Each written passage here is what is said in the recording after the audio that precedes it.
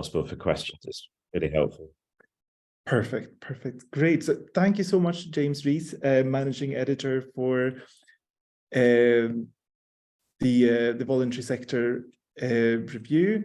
Thank you for coming and speaking to us about getting published. So today you're going to talk for maybe half an hour, and then we'll have more time towards the end for any questions. So I'm just going to leave the word to you, James. Thank you.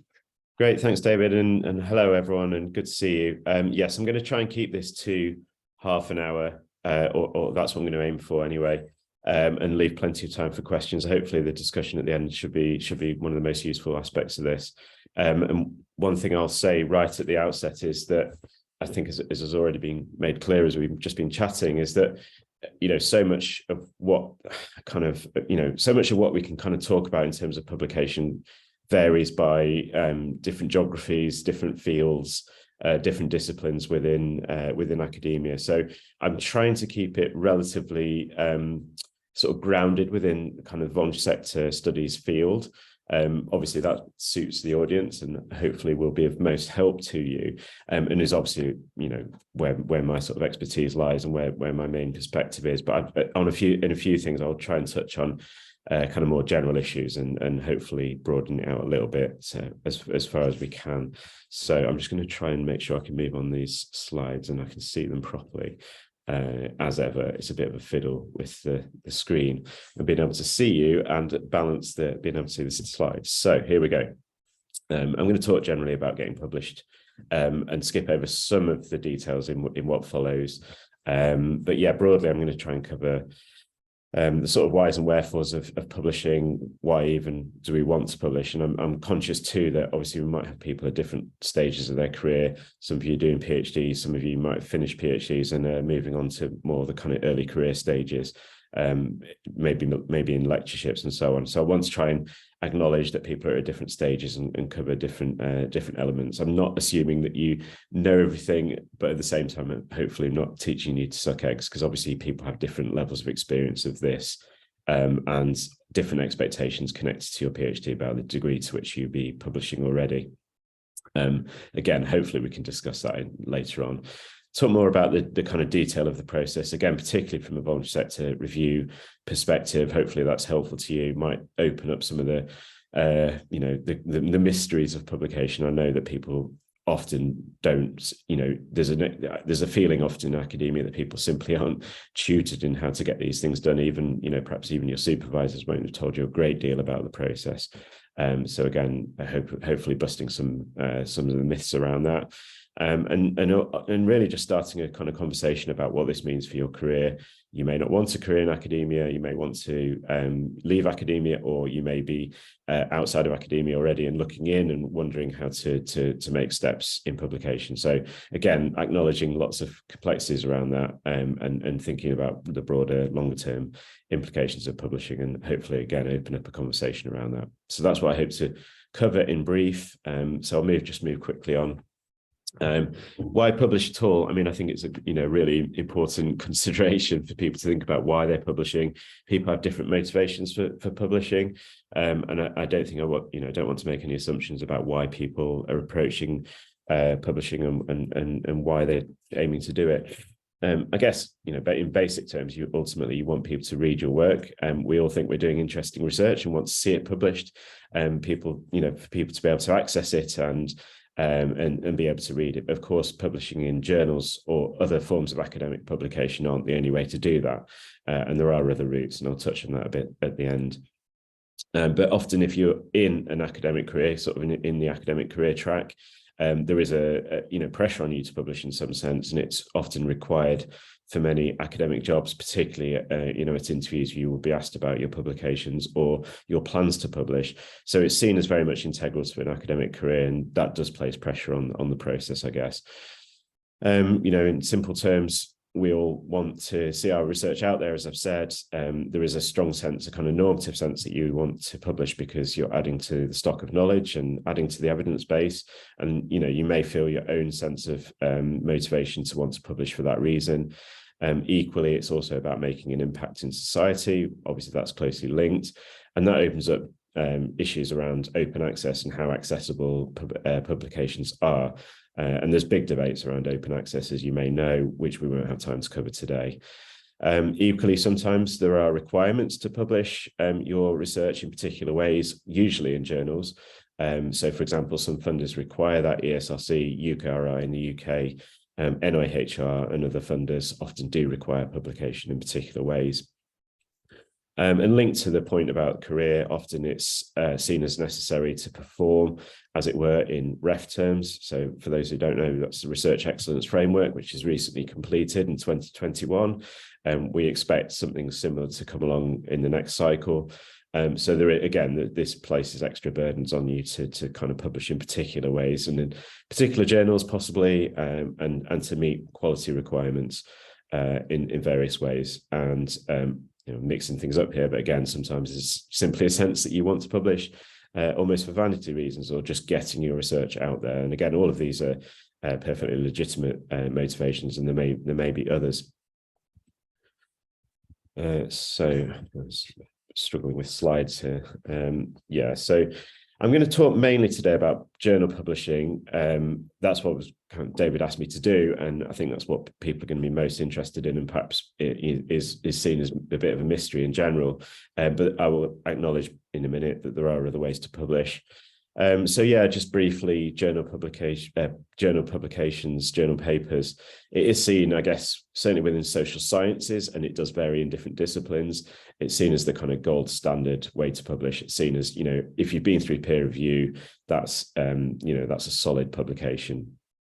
So as I say, there are pros and cons to it.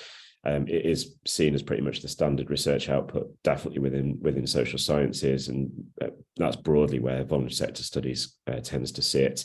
And for ref reasons and for employment reasons, if we are going for jobs in universities, that's what you'll expect to be producing even at an early career stage. Journal papers are generally, tend to make more of an impact. They're easily searchable. They will crop up in people's literature review searches, systematic reviews, and it's a recognized kind of way to publish, and it's citable.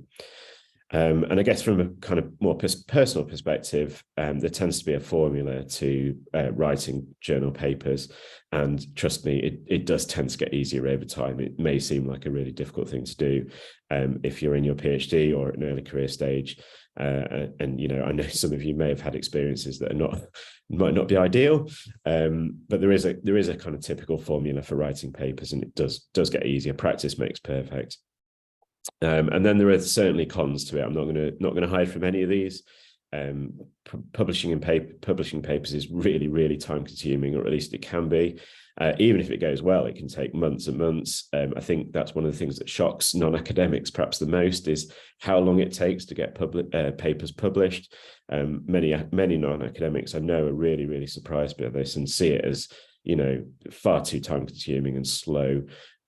Although I would say there are reasons for that, and actually getting a good quality paper at the end of the process is pretty much worth it. I would say, debatable, contestable, but tends to be worth it in terms of the output that arrives at the end of it. That said, I think the peer review process in particular can be tortuous, and I will share some tips about how to get through that in a minute. But we have to acknowledge that it's a really, really slow and can be tortuous. As I say, people find it really painful. So I just want to acknowledge that right at the outset. And equally, people have lots of views about the wider, as I've said here, the kind of sense of political economy surrounding publication. There are lots of debates about the rights and wrongs of publishing in journals. They are for profit. People see that as being kind of almost parasitic on the academic process. But that's nothing we can change today. And I just want to acknowledge that people do have their doubts about the broader kind of, as I say, political economy surrounding publication. So that is there. I just want to acknowledge that. So really briefly, I'm not going to cover this in any detail, but there are alternatives. And in some disciplines in particular, it's more there's more emphasis on publishing books or monographs, and that's particularly in the case of your PhD. So some people see it as converting your PhD to a publishable output is usually through a book route. Again, in humanities, that's much more common. I would say that, I mean, personally, I've always found that quite difficult to do. Some people love writing books. That's the way they work. It's not for me, generally speaking. Writing a book can be a lonely process, I think, a bit of a labor of love. And I think it has some downsides. Possibly doesn't have so much of a wide audience as papers tend to have. They're less accessible these days, in the age of the internet. And probably less cited and less referable, arguably, at least in social sciences, at least. Things are moving away from papers, from books, I would say, at least in social sciences, less so humanities, as I say. Equally, book chapters is another way that people often get published. And I'd say for early career people, PhD students, perhaps, that is a good route because it tends to be easier. It's a less onerous process. Not necessarily quicker. Edited books can take time to see the light of day, but they are a more kind of social process, more of a way to collaborate with other people within your field, and getting into publishing books, chapters or chapters within books rather is a good way to do things. I would recommend it. Certainly, I've edited a few books, as you know, and it is a good process. But there are downsides, certainly. I think book chapters don't always get picked up by other people. They almost get lost sometimes. They don't tend to be quite so well cited. So if you want people to really see your work, a book chapter isn't necessarily the best way to do that. And you are dependent on other people's timeframes. As I say, I've been quite clear, I think books aren't necessarily quicker than journals. When you submit a journal article, you tend to have, the time frame tends to be more in your control, whereas books are less so.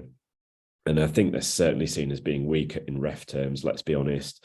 That's mainly because they don't tend to go through such rigorous peer review. So again, just watch out for that. I wouldn't be surprised if more senior people in your department, for example, turn around and say, but it's only a book chapter, it's not as good as a journal article. And again, as we were discussing before, there is a whole debate about the kind of relative merits of different journals and quality and star ratings for different journals as well to kind of navigate. I don't intend to say too much about that today, but it's certainly a thing to discuss. So yeah, moving on more to the kind of actual publication process of journal articles. As I said before, there is kind of typically a formula for writing journal papers. And I think getting the basics right is quite important. And I must say, as an editor of a journal, people don't always get it right. And it's something we will come back to people with. Essentially saying, think about the structure of your article, go away perhaps and look at other articles, what gets published. There does tend to be a kind of typical article structure, certainly within our field and probably more broadly within social sciences. So again, this is probably not a big surprise to you, but it's surprising, as I say, how often people get this wrong. The usual structure will be an introduction, a lit review, method. Depends on what you've been doing, of course. Then a findings section, obviously very important. Discussion and conclusion at the end. Roughly speaking, usually most journals are looking for about 8,000 words, and they do tend to have strict word limits as well. So bear in mind that that's what you're writing to, and try to just some suggestions really from me. Try to keep it simple. Some people try to pack too much into journal articles, and that's something we see quite commonly with our journal. People are trying to pack too many arguments into one paper, and we quite often say, think about rewriting this and maybe take one paper per argument or one argument per paper, and separate things out into a separate paper.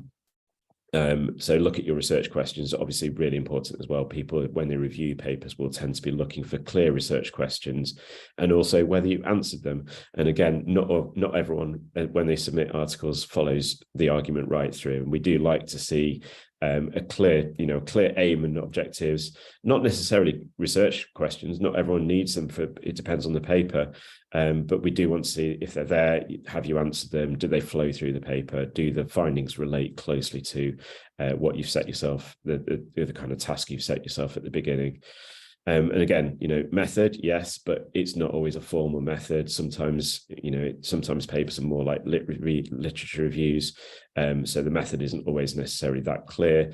But equally, if if there is a method, people will want to see a clear set of, basically be able to understand what you've done, and that needs to be clear within the method.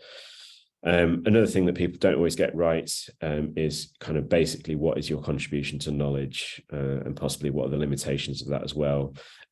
So quite often in feedback to papers, reviewers, again, obviously, often zoom in on this and say, what is it that you're actually trying to say? What contribution are you making? And also sometimes just be more explicit about what that contribution is.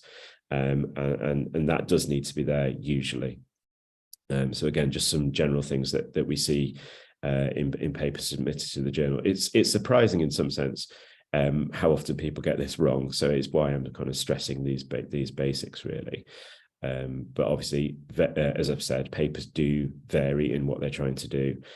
So there's no hard and fast rules about what needs to be in there. Just think carefully about what you're doing, and maybe bear in mind that a structure, kind of higher level structure, is useful for a paper, and think about that as you go through writing it. Moving on a little bit to the peer review process once you've submitted an article to a journal, and maybe I'll say a little bit more in a minute about the submission process. This is quite standard, and certainly this kind of diagram does apply quite well to VSR, certainly from what I've seen as an editor. So typically you submit an article to the journal. It will be quickly assessed for, basic technical checks are done usually by one of our team, and then an assessment is made by an editor.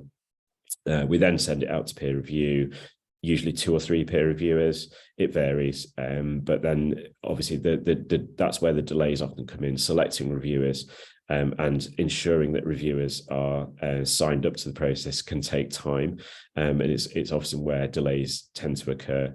Then it goes out to review, and again, reviewers, we ask to, at least in the case of VSR, we ask reviewers to spend a month on reviews, but it can take longer, and that's again where delays can occur.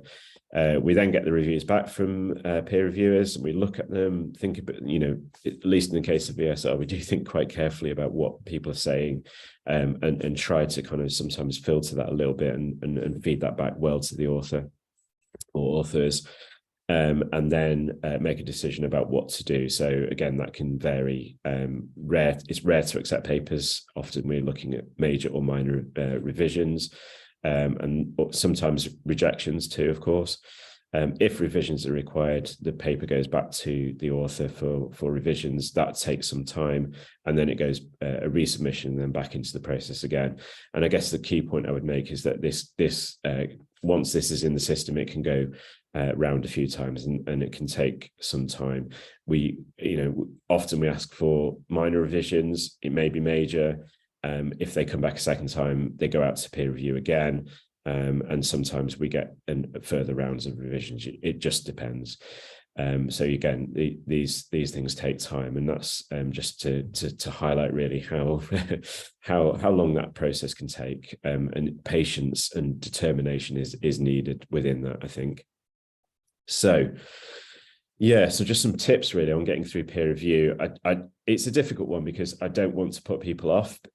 Equally, I don't want to scare people, but it can be an onerous process, and I think that's just an important thing to bear in mind. And we do need to be realistic about that. Sometimes people sail through. I don't want to downplay that. Some people, really successful in getting through peer review, and it varies. And as an individual, have really wildly different experiences. Sometimes it's been easy, you're surprised, and other times it can be really, really difficult. And I guess the key thing is to accept that can be an element of the process. It almost feels a bit random at times. Sometimes you sail through. Sometimes things that you don't expect to be a problem can become really problematic and take time. So I think managing that process is a really important thing to kind of have as a skill as an academic, and to understand that process can take time, and to keep on top of the process. You might be working on more than one paper at any one time, so keeping on top of the process and being organized is also a really important skill. But yeah, again, briefly, just to go through this, I think some of the things, firstly, you really do need a thick skin. Don't take comments too personally. People are trying to help you in a sense.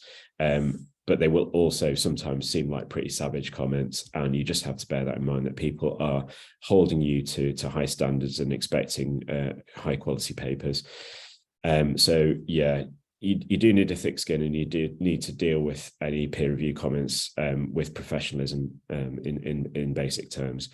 You also need determination and stamina, as I've said.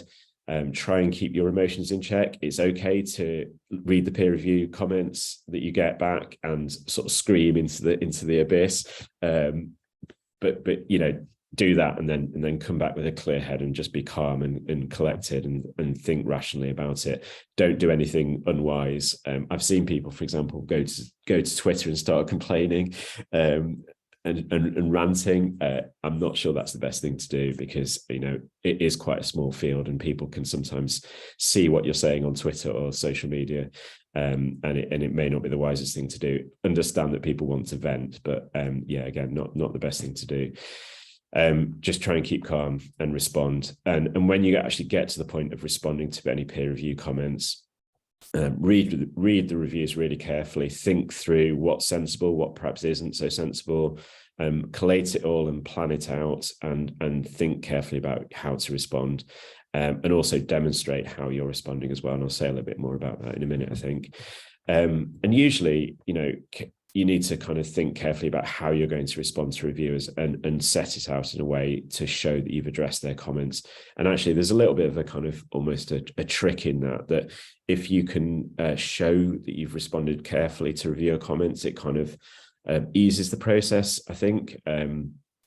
It's almost like, you know, I'm not saying that you're buttering up the reviewers, but you do want to show that you've taken on board what they've said and you know, considered it and responded to it, and that will usually ease their, you know, set their mind at rest that you've responded properly to them, and that does tend to make the process easier.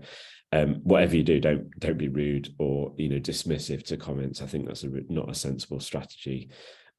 Yeah, and it can take time, so just think carefully about how you're going to get through the process. Yeah, further tips, and there may be many of these things that we want to pick up in conversation later. Just general tips, really. It's really helpful to ask people to read your work, not necessarily your mother. I did make that mistake once of showing my mum a paper I was really proud of, and her comment was that this is gobbledygook. I don't understand what you're writing about. And I thought it was so accessible and clear as well. So yeah, it wasn't particularly helpful to have a family member read my work. It wasn't particularly good feedback. But yeah, asking someone within your field, an academic, to read your work is really helpful, and they will often you know, come back with really helpful comments. I know people are pressed for time, but it is helpful to have an extra pair of eyes read your work. Think carefully about journal selection.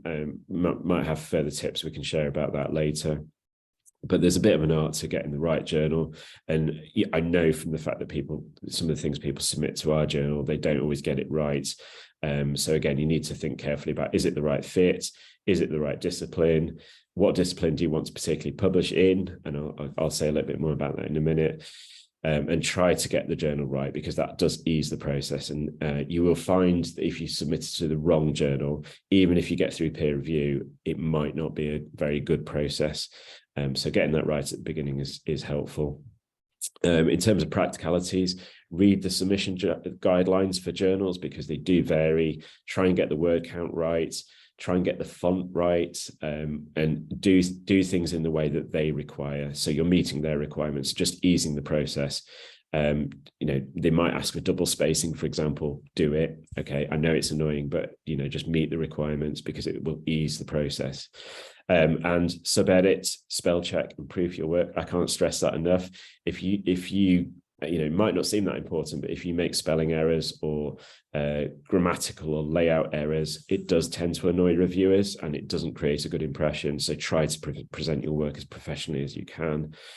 That's some basic stuff. I think just general things that I reflected on over time is that collaborative writing and writing with other people tends to be easier, or at least I find it easier. I know other people might not. Writing alone is obviously is easy. Well, there's a risk, I think, if you're completely on your own, that you don't have that extra sort of push to kind of get you through the process. And having a little bit of, having a little bit of collaboration helps you sort of push you forward and reminds you that you need to do things and meet deadlines, and that can be helpful. Similarly, submitting to special issues for similar reasons, it tends to be easier because, you've got deadlines and someone might be emailing you and saying, have you done this yet? You need to get on with it. And it prevents you from putting your own papers on the back burner, I suppose. It's all too easy to think, oh, just this one paper, that's going to fall to the bottom of the pile when you've got all teaching responsibilities and admin responsibilities. So yeah, having a sort of external stimulus to make you do things is helpful, and that applies to conferences and calls that you might make to special issues, for example. Try to make sure you cite articles in a particular journal if you're trying to get into that journal. That is a little trick that also helps. And things like titles, abstracts, keywords, they all matter. Try and get those right if you can. And actually also publication is not the be all and end all. Once it's published, try to promote the paper, because then you're getting cited, and that's better for your career as well. Just a few considerations about journal selection. I said I would mention this. So there are various journals within the voluntary sector field that some of us might be familiar with. VSR is one of those, but there are others: Voluntas, MVSQ, Nonprofit Management and Leadership. There are others, of course, Civil Society, for example. They tend to be our core journals. They're all different. They all have different requirements. They're based in different countries and continents. They have different traditions. So, you may want to look at those carefully and think which is the best one to go for. And, they have different traditions around the balance between qualitative and quantitative approaches as well. So that's all worth bearing in mind, and do a bit of background research about journals. But equally, as you probably know, I think most of you sort of sit within the voluntary sector field. We also kind of overlap with all sorts of different disciplines as well, or maybe split between different disciplines. So kind of cognate fields as well, journals within them. Social policy is one, journal social policy and society are quite popular. Equally, there's an overlap with geography, so area or environment and planning. The various different journals within environment and planning are quite popular and quite successful for voluntary sector researchers, I suppose. Public administration is another area that's quite a lot of overlap. So public management review, various public administration journals also tend to be quite high ranking, you might argue. So, again, quite popular routes to getting published, and overlaps with sociology and organizational studies as well. So I guess my main point here is, think carefully about whether you want to position yourself particularly within the voluntary sector field or in the different disciplines. And again, that will probably depend largely on where you sit as within your own departments, or where your supervisors come from, for example. So just a little bit more background about VSR. We publish various different types of article, and again, that's worth consideration about how and what kind of paper you want to publish, and whether alternative formats might be more appropriate for a particular output that you want to work on. So our mainstream papers are research articles, again, typically 8,000 words, following the format that I was suggesting previously. But we also publish other formats, so policy and practice papers, which are shorter, and obviously aiming to say something, commentate on an issue of policy and practice. And we should say we have the editors who oversee all of this, but they also, the three co-editors particularly focus on research articles and also the research notes, whereas we have separate editors overlooking and overseeing the policy and practice papers. So that those papers, if you submit one, will go to a different editor.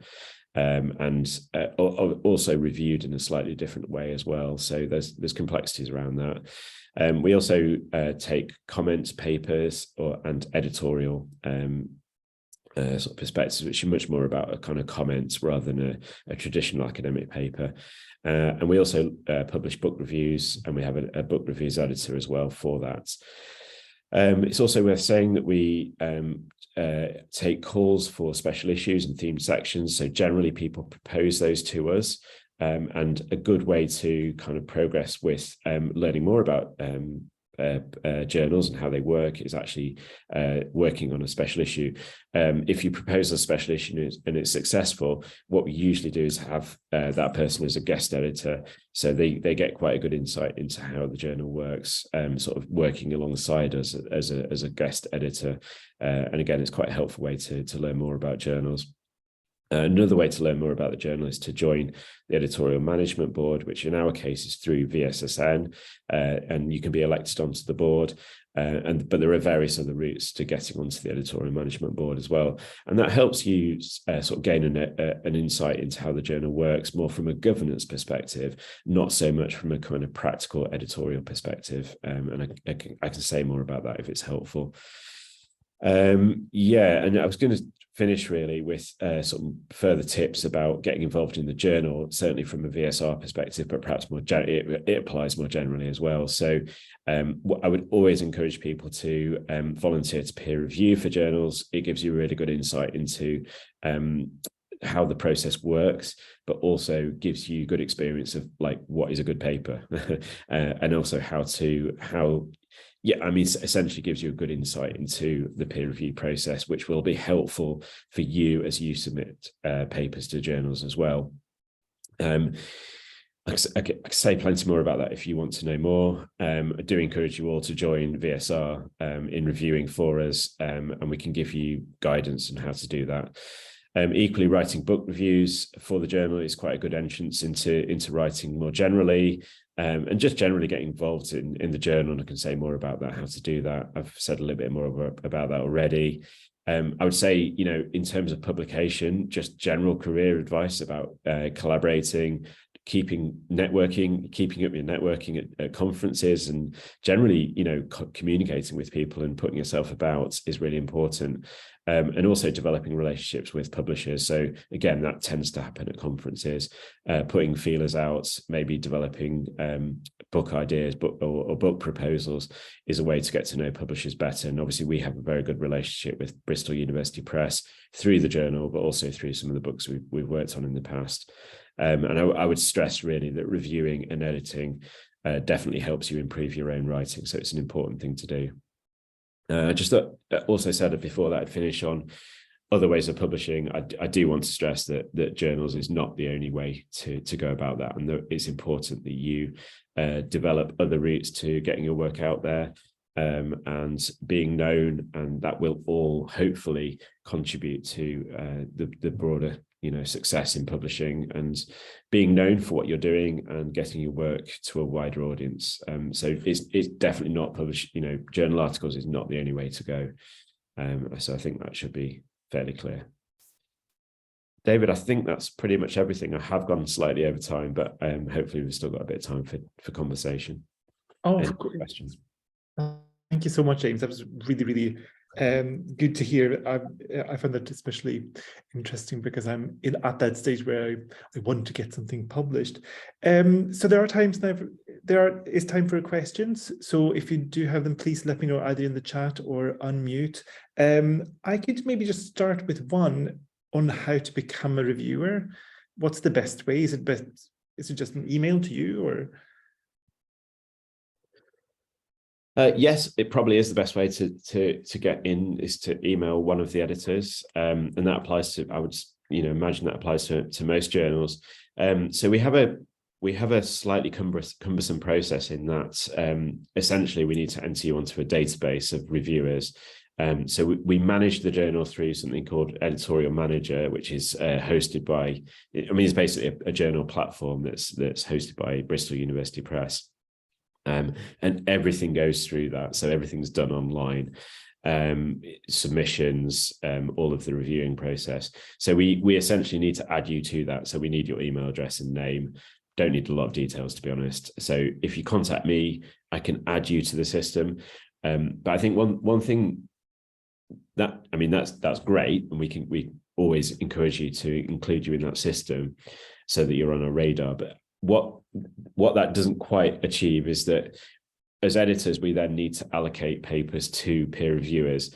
And it's, I guess it's a kind of failing, if you like, of the human brain. It's like, it's in our heads we've got this kind of network of people that we want to send reviews or papers out to. So getting you in the system is one step, but if you like, it's getting you on the radar that's more important. And when for example, I see a paper come into me, it's got no reviewers and I need to put it out to peer review, I'll be thinking, who I can send that to David, he'll be able to cover volunteering or alternative forms of volunteering, or I can send it to Karen and she does what? I don't know you well enough, Karen, to remember exactly what you're studying. So it's at that point where the blockage occurs. So the more you can do to kind of contact an editor and say, I want to peer review. This is my area of expertise. I could review papers in, I don't know, volunteering, philanthropy, whatever, or public services, or I don't know. There's so many different areas of interest within the field of voluntary sector studies. It's that step that's quite important, and so we're always really conscious that we tend to send papers out to probably the usual suspects, and a lot of people will get targeted quite regularly. Will you review this paper? Because they're the people who are known within our field. And some people are brilliant and they've done so many reviews for voluntary sector review, but we do want to diversify that field, not just because it's not fair to continually send things to the same people, but also because it's really important that we have that diverse range of reviewers, and also a diverse range of reviewers in different countries, different contexts. For example, we've published more international papers in the last year, and it's been an important part of our strategy to kind of widen the appeal of VSR. It traditionally was a very UK focused journal. We've taken an increasing number of papers from the US, from Australia, from Europe. So getting that broader network of people across different countries is really important to us. And just diversifying it in a kind of general sense as well, so that we're not using the same usual suspects, as I say, is important. So yeah, contact us, tell us a bit about yourself, maybe say a little bit about your particular interests and what you'd like to do, and we will, through that process, we hope we will be able to kind of hit a wider range of people up for reviews. And that hopefully benefits everyone. Great, James, thank you so much. Question. Oh, sorry, Karen. No, sorry. I was just, before James finished on that, volunteering by professionals is what I'm researching, but that's not what I wanted to say. But just on that, when on the platform for VSR, there is where you can register, like as a reviewer. Do you look at that, or would you still prefer us then? Because I spoke to Dagger about this just recently. So would you prefer us then to contact you if we're interested in doing that? Or because now I'm a bit confused. I thought I'd done the right thing by just registering on, because I haven't contacted any of you saying I'd be quite happy to do that. I mean, like, I don't mind putting my hand up. No, you've done the right thing by registering, definitely. But as I say, there is a, and I'm just being honest, I think there's a risk. No, that's fine. That's why I'm clarifying. We sit on the system and we might not think of you. So there's no harm in emailing us and saying, okay, I'd like to gain more experience. Please remember to send out a paper on volunteering to you. In fact, I might have one in mind. And then that will kickstart the process. Okay. I think honestly, I think it's a tricky one, because I think it's easy to sign people up. Both, technically it's easy to do that, but I think it's easy to like initially make that contact with people like you, Karen. I met you a few times at VSVR, for example. But it's tricky. It's harder to then think, oh, that's the person I need to contact for this paper. I think that's it. Again, I think it's just a failing of the human brain to kind of have all this in mind. Yeah, no, absolutely. That's why I thought I'd ask, because I know that I think probably Voluntas, for example, I'm not sure, but I think they have that same system of registering. So, I mean, I wouldn't want to be emailing you and you're thinking, oh God, she got nothing else to do, she's registered. You know what I mean? That's why I thought I'd ask, because the other people might be thinking the same as well. So, all right. So now you're just going to be bombarded with emails. It won't hurt to email Okay. us at All all, right. honestly. I mean, I wouldn't mind being contacted in the slightest. Okay. All right. Okay. Thank you. Sorry, David, I think I cut you off. Sorry. No, I was just going to ask if there was any more questions. Is anyone? If not, I was thinking, so before we started this recording, we were talking about classifications of different journals. Could we maybe just go through that discussion briefly again, what that is and what to look for? And yeah, I mean, do you mean in terms of the kind of rankings and yeah, well, journal I think assessment? Karen said something about like a 4-letter abbreviation of something. Okay, so well, I can just recap on that for in case someone wasn't there. My university, for the Austrian university, used the Clarivat, the used to be the Web of Science, the journal impact factors, and they have, I think, 3 or 4 indexes, and my university says for the ranking of for the the performance indicator is the journal needs to be on the SSCI, which is the Social Sciences Journal Index, and at the moment VSR is on the emerging journals. So being an emerging journal is good because it's on its way to being a reputable, high-ranking journal. It's just not quite there yet, and that's what I was saying, is that there's a you need to either be on the list in the start, and then within the list where you sit on that, and there's different rankings. If you go on to have a look at, log into the Clarivat site, if your university's got access to it. Scopus is another one, so there's a variety of different ones, but I was referring to the Clarivat one. So yeah, as a background. Yes, that's really helpful, Karen, thanks. And I mean, I'll try and say it a little bit more. I don't want to say anything that's not correct, and it's a complicated area. I'll certainly say that. So the latest information I have about the journal is that it's ranked within the ESCI, SSCI category, Karen, as you were saying, and it's in the category social sciences interdisciplinary, and because of that, it now has a citation indicator. I think for the first time this year, we're expecting to receive an impact factor with Clarivate. So that will be available in June 2023. And we're on Scopus as well. So those are all, I'm not an expert in this by any means. In fact, whisper it, but it doesn't hugely interest me, because I think there are other reasons to publish rather than kind of playing this broader game. And that's why I was kind of hinting at this thing about the broader kind of social economy or political economy of publishing. But we are moving, as a journal, we're definitely moving in the right direction of being indexed in those different kind of journal classification systems. I suppose that's what they are. So yes, we're hopefully moving in the right direction, but because VSR is only, I think, 12 years old now, we're on the 13th issue.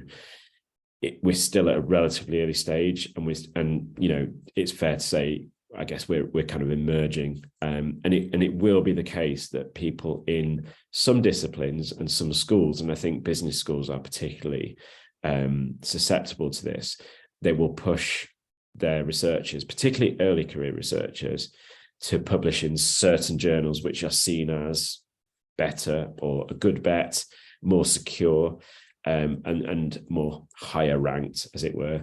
And there's a whole debate around, in some disciplines, you've got to go for certain journals and they've got star rankings and all of this. And as I say, I'm a bit skeptical of that broader game, but I do understand the pressures that some people are under in certain disciplines and departments. And it does affect VSR. So, it's something we need to take seriously, and we need to be moving in the right direction for that. But equally, I must say, personally, I'm a little bit skeptical of it. At the same time, I think there's a separate issue around REF. So again, it depends where you're sitting and whether you're sitting in the UK. that is a separate issue that I think people risk conflating at times. So there's a sense that, oh, if only I publish in the right journal, that means I'm safe for ref, and I can kind of toss up my journal outputs and get a good ref, get a good submission for ref. Again, my understanding of the ref system is that they're not directly related. So journal quality might be a proxy for the quality of your paper, but ultimately, if you're submitting papers to the ref process, they are judged separately on indicators of quality that are not directly related to that wider kind of journal ranking. So again, they're different systems, different games, and I think people just need to think carefully about that and do their own research and think about what's important to them. For example, from a ref perspective, they might want to push back a little bit against the journal rankings and impact factors and all those considerations, because that might not be the best route for them to take for their own publications. And it depends on what research you do, and it depends on what you want from it, and it depends on whether you're trying to get your research to particular audiences. It's a lot to navigate, and as I say, it's a complex area. I don't think there's any one neat answer for people. And if people, far be it for me to kind of argue back against the system in your own school or department, but there's a risk, I think, of people being a little bit too simplistic about this and saying, if you just do that, you will be doing the right thing for your career. And I think there's more than one way to do that. So would it be fair to say that sometimes if you go down the route of saying, I want to publish in a journal with a high ranking, but it's not really a good fit with your research anyway, you will not get published in that journal anyway. So your better route is go down one journal that is not as high ranking, but you will actually be published. So it's like, pros and cons, see what works best. And then, yeah. Yes. Yeah, that's fair. I would say so, yes. So I think it's getting the balance right. So, I mean, if I'm being really honest, I would say the risk is for you as a PhD student or early career researcher, you might feel pushed or even coerced into submitting to certain journals, which may not be, as you say, may not be the right fit for your research or your particular approach, but B, may be a pretty negative experience. If you get a desk reject from, say, a really high-ranking public administration journal, I don't think that's the best thing for you to be going through at an early career stage. I mean, I've been rejected from, say, public administration. Just got a desk reject.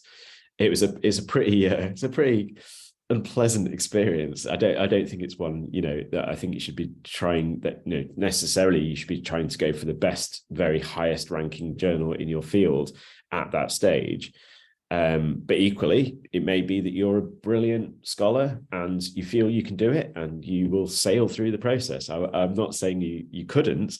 I'm just saying you need to weigh that up and think about that. Also, so C, I would say that journals do have very different processes. And this is what's so difficult, because that's kind of hidden from you and it's all behind the scenes. Some editors are not necessarily that great. And I've submitted journals where the actual management of the process has been pretty chaotic, as far as I can tell. So for example, we've submitted to some journals and got a set of reviews, which we responded to, and then we heard nothing for months, and new peer reviewers seem to have come into the process and told us to go off in a different direction. And then ultimately, we tried to do that, and we tried to address that, and then we were ultimately rejected from that journal. At that point, you've wasted 18 months or more going around in circles, partly, I would say, because of the failings of a particular editor, and I'm not naming names at all. But yeah, so that can happen, and that can happen at the best, what appear to be the best journals. So I would say that, in the case of VSR, we try and we pride ourselves, I think, on trying to give a good, a professional, but also a kind of encouraging and supportive approach. We don't always get it right. I'm not saying we do, but we try to do that. So, for example, when we get peer reviews back, we try to give a sense of what we feel as editors to the authors and give them a bit of a steer. And we try to encourage people. And I think that's just where we are as a journal and the traditions and history of that journal. Not all journals work in that way. And so it's understandable because, for example, we get an increasing number of submissions each year, but many journals are operating, they have far more submissions. So it's understandable that they don't give that kind of tailored service, as it were. So yeah, I guess what I'm saying is that, weigh up the pros and cons, as you put it, of different journals, and don't necessarily feel that just because someone tells you that's the best journal in the field, I'm saying that might not be the best experience or the most appropriate one to submit to. Right. Yes, that's my summary, if I can. Perfect. Thank you so much. I also just want to say that Daniel has shared a resource in the chat. Elsevier has a course on peer reviewing, so I'll share that link later on as well. I also wanted to ask a little bit about so obviously publishing is really good for academics, and that's kind of how we prove ourselves. But if you're not wanting to be an academic, you're doing a PhD, you want to be like a pracademic, you want to go back and work in the third sector, why publish? Is that a fair question, or what are the benefits of that, of publishing? No, I think that's a really fair question and a good question. I mean, it's something we grapple with a bit at VSR because, as I mentioned very briefly, we have this policy and practice section. And to give you a bit of background to that, we used to have, there used to be two separate sections. One was policy review, and the other was kind of practice papers or practice perspectives. And it was envisaged that they would be sort of different thing, really. So one was commenting on policy. That might be academics who wanted to comment on a particular policy. It might be the big society, for example, going back a few years. And practice was more envisaged as being for practitioners, maybe pracademics, as you say, or even academics who were particularly studying practice topics to contribute. But what I think we found, and this is mainly previous editors, is that people based in practice were really struggling to submit papers. It wasn't what they were trained to do. It wasn't their background. They struggled with the peer review process. As I've described throughout, it can be quite onerous and difficult. And they weren't, generally speaking, not strongly motivated to submit to a journal because they didn't need it for their career. So, overall, people were kind of finding it quite a difficult process to go through. And yeah, I think you're right. The question is, what's in it for them? What's driving them to publish? Is it of benefit to them? I think all of those are really important questions. I would hope that VSR is trying to strike the right balance to encourage people to submit from practice, but also to write from as academics writing about practice, and try and get that balance of both, because I think both are legitimate and important. But it's not easy, and I think we have to give support, but also give leeway to people who are coming from different backgrounds who might want to write in different ways. And I think we try to do that, but it's not. I guess over the last 10 years, I think it's not been as successful perhaps as we would have hoped. And I think journals, the journal space is perhaps not the best place for many practitioners to write into. They could publish a briefing on their own website, or a blog, or any number of sort of like outlets, sort of practitioner or trade press outlets that are out there, depending on your own field. That they might be better or easier places to publish with a bigger audience.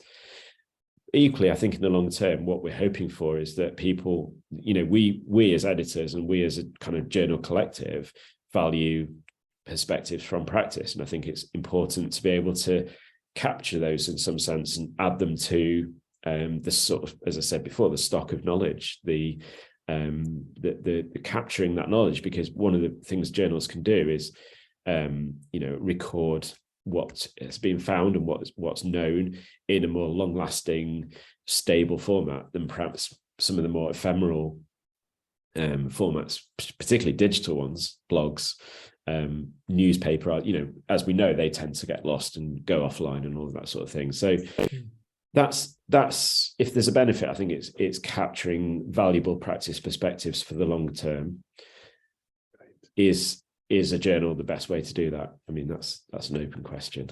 We do aspire to do that, I guess, is what I would say. Maybe we can continue that discussion as well in September at VSVR. So I noticed now it's 2:00. Does anyone have a quick question now, or shall we? I could just ask a very quick question, and that was your views perhaps on open access publishing. I'm sure you can give a quick answer to that. It's a big topic, and there are different. Okay, September. It's still developing, and there are lots of different approaches. I think my main thought on open access is that it's a good thing to do. It's obviously, well, not obvious, but in my view, it's the right thing to do, to open access to a broader range of people so that academic research is not hidden behind a paywall. Obviously, there are lots of debates around the economics of that, and it's difficult for publishers and journal staff as well. It's still developing, and maybe there'll be a big technology shift and things change again. But I think as a researcher, and maybe as an early career researcher, I think open access is a good thing to do. It opens up your research to a broad range of potential audiences. But it's not straightforward, and there are different options. So yeah, big topic. But given the opportunity, take that as I suppose I'm thinking with the limitations that of say the rankings, if you've got a journal that then perhaps offers you an opportunity to do open access, then consider that as one of the factors in the weighing up as well, is sort of what I was thinking, but I wondered whether that was. I think that's fair. Yeah, if you get the opportunity to do it, and yes, I would take it. If for example, a funder was saying to me, we want to fund your output to be open access, I would say yes. Yeah. Okay, great. It gets it open to a broader range of people. Yeah. Well, I was thinking what you were saying also about being accessible to practitioners, so people who perhaps don't have access to the behind the paywalls through a university library or something like that. It is another way that the information gets to a different audience. Okay. So it was a quick question. Great. Thank you so much. Minute and a half. I see that Daniel has his hand up as well. Yeah, just a really quick one. Thanks, David. You might be going to mention this in your wrapping up, but I wanted to just make sure we did. I know everyone on the call will be aware of it already, but for the benefit of the tape, for the benefit of people who might watch this in the future, and also as perhaps a first step in potentially publishing in a journal, the call for papers for Voluntary Sector and Volunteering Research Conference is out at the moment, and obviously there's a new researcher stream for that, so it would be great to get people's contributions and submissions for that that's coming up in September. And I'll just put the website in the chat for anyone to click on if you've not got it. So that's all. Thanks. Great, thank you so much. So 3 minutes past. I'm going to wrap up the recording.